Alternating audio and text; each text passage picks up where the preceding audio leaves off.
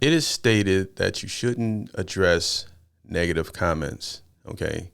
According to Joe Rogan, you shouldn't even read the comments. Okay. And I can kind of see the logic in that as well, because a lot of people read the comments and then they start to go away from what originally made them successful because they've been listening to a lot of criticism, probably from someone who doesn't even have a channel, you know.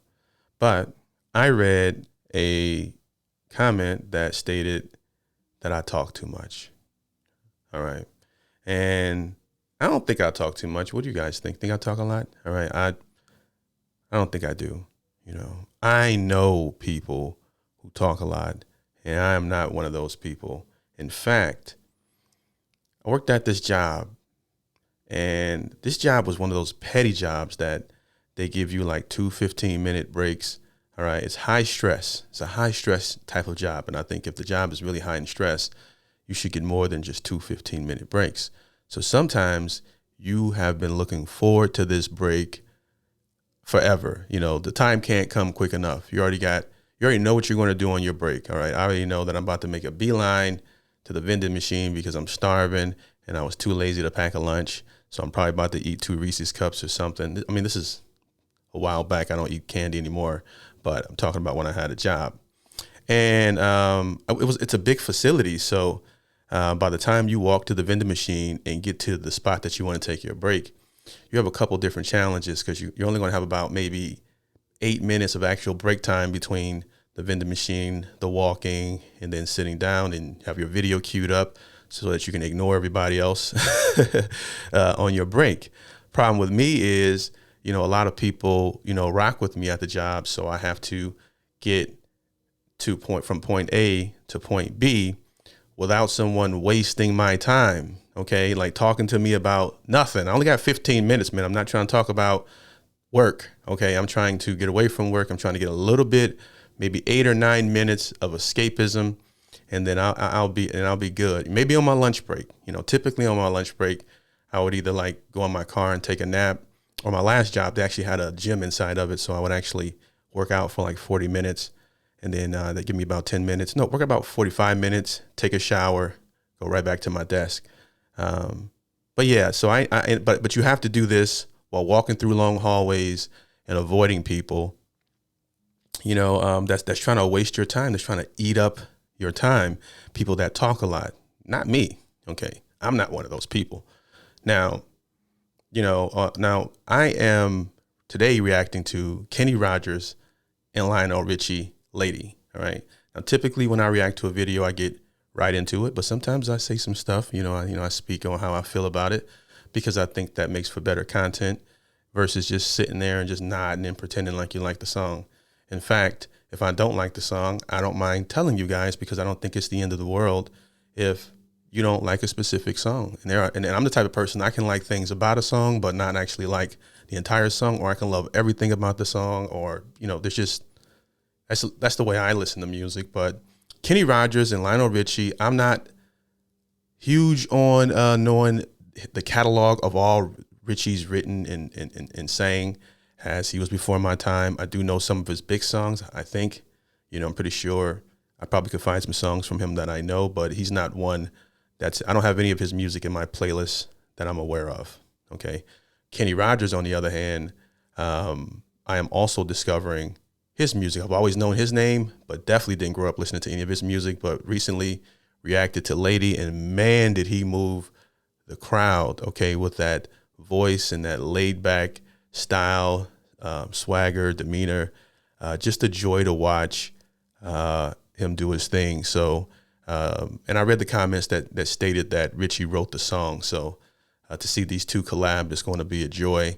And now that I'm done trolling, before we get started, if you like this type of content, do me a big favor, like the video. If you want to stay up to date whenever I post, subscribe and hit that notification bell.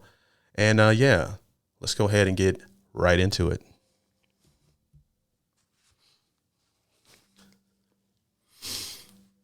All right. Let's go. Ladies and gentlemen, it would help if you guys saw it. Mr. Kenny Rogers.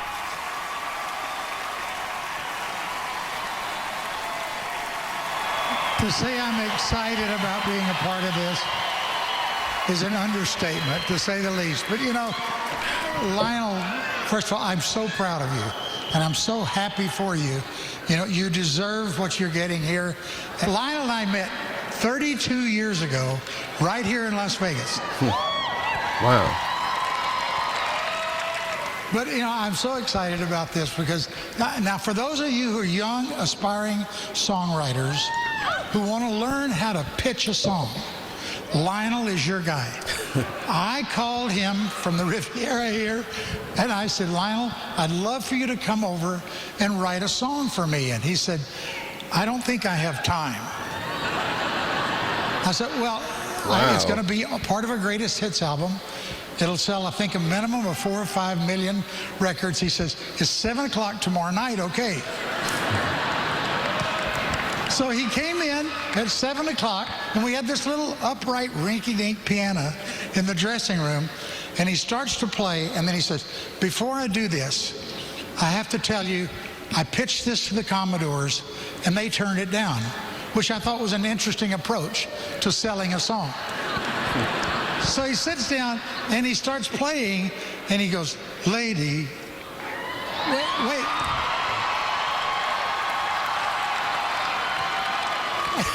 Very well written. Lionel looks really good, by the way. Both of them look good. But yeah, I heard the song and I'm like, oh my goodness. Okay, so now it makes sense. These two gentlemen, full of swagger, where the song comes from, the origin. It's great to hear the origin story of it. And the rest of it, la da da da da da da da da da. All he had was the one word. I said, how could they have turned that word down, I asked him. So we go in the studio, 6 months later, we're recording. I finished the first verse to the song, and I'm sitting looking at the lyric sheets, and there's not a second verse. And I said, wait a minute, where's Lionel? I swear to God, he's in the toilet writing the second verse. Wow. There he is, owning it. They said he's at his best under pressure. So I am so excited about being here, you know. And he's not just a friend of mine, but the song you wrote was truly a changing point in my career. It's one of the most identifiable songs I've ever done. I'd love to have you come up and sing it with me. Oh, let's go. I got so into the speech, I forgot it was a duet.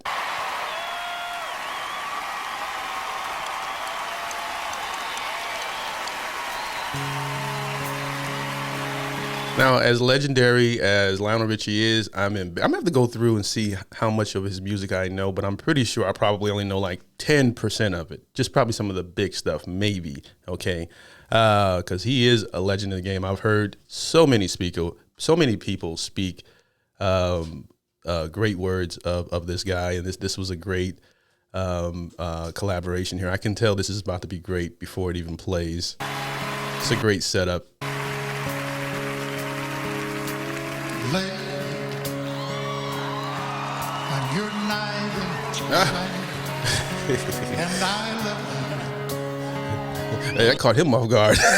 You have made me what I am, and I am yours.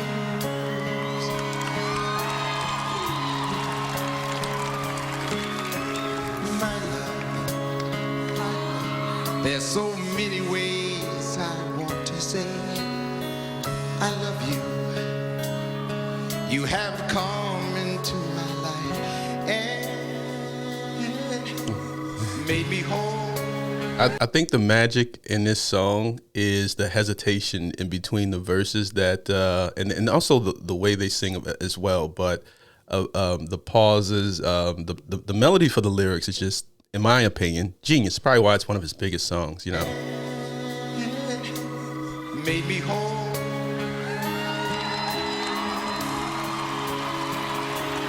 You have gone and made me such a fool, and I'm so lost in your love. Oh, Kenny's horse today. I thought he was joking at first, but that's probably why he has him coming up there to help him sing it, which I'm not going to knock anybody up there, you know, in age in terms of their performance. It's just beautiful to see them on stage and enjoying a piece of history that they created together. But at first I thought he was kidding with the, you know, with the vocals when he was a little hoarse there. But the way he sings, you know, who doesn't have a bad night? And made me such a fool. And I'm so lost in your love. Oh, oh, oh. We belong together. Won't you believe in my song? Richie's still good tonight. Hit it, Kenny. Lady, for so many years I thought I'd never find you. You have come into my life and made me whole.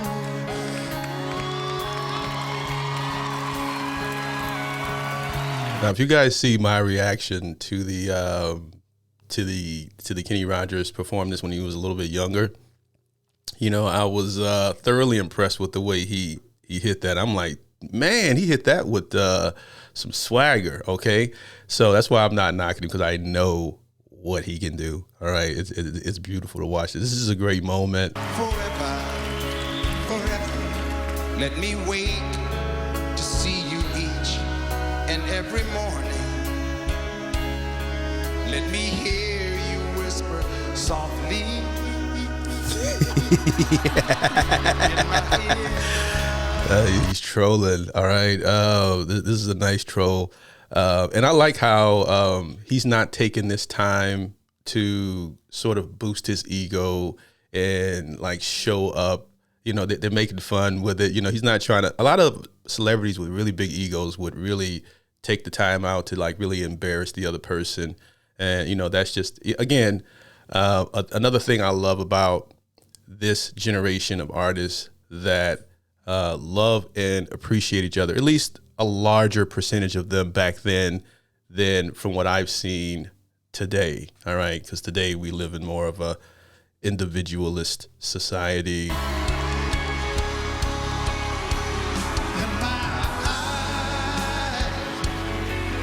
I see no one else but you. There's no other love like our love. Come on. Oh, we belong together. One of them needs to sing it. I've waited for you for so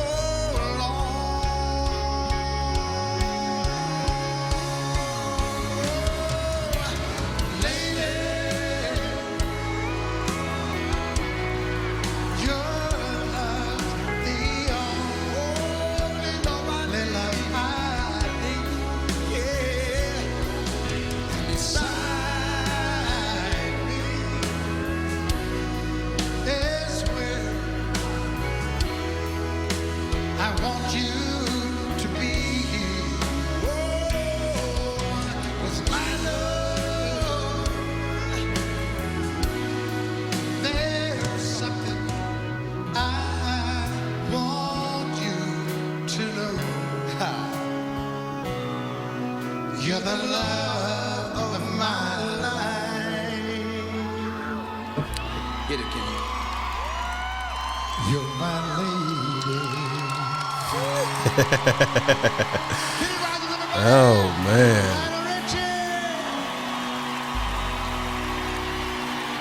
Great.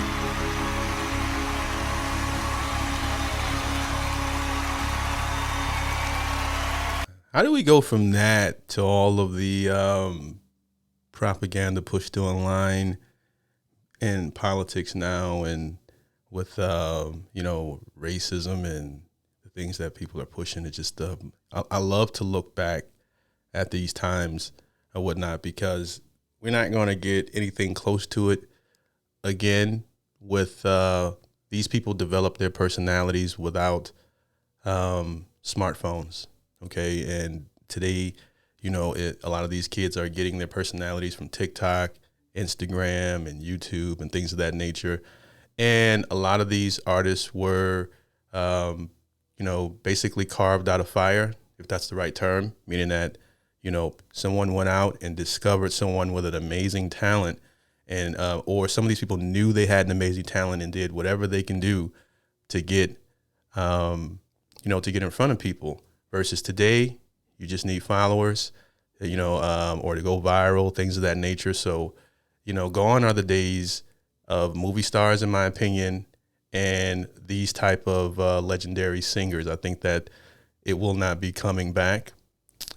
Just from my opinions from the peanut gallery here, I don't think we'll see anything as good. A lot of people are losing the ability to their attention span, and I don't want to turn this into a negative thing, but I enjoyed this. Okay, and what's magical about this is it's not the performance of the song; it's the love of the song and the culture and the history of the song that made why you see all those teeth and everybody's smiling, everybody's loving this moment, especially if you're a fan of the song. But I enjoyed it.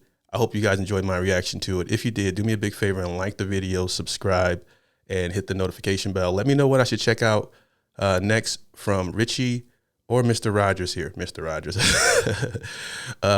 From Mr. Richie, Mr. Rogers. And let me know in the comments. Like, comment, subscribe, and shout out to the supporter that sent in the request for this one. If you want to support the show, as these music reactions are not monetized, you can buy a coffee in the link below. And leave a request there as well. I do read those, or hit up my Patreon and catch content that doesn't make my YouTube channel. And you can also hit me up directly on Patreon. I respond to everyone who hits me up on Patreon. I appreciate you guys for watching. Peace.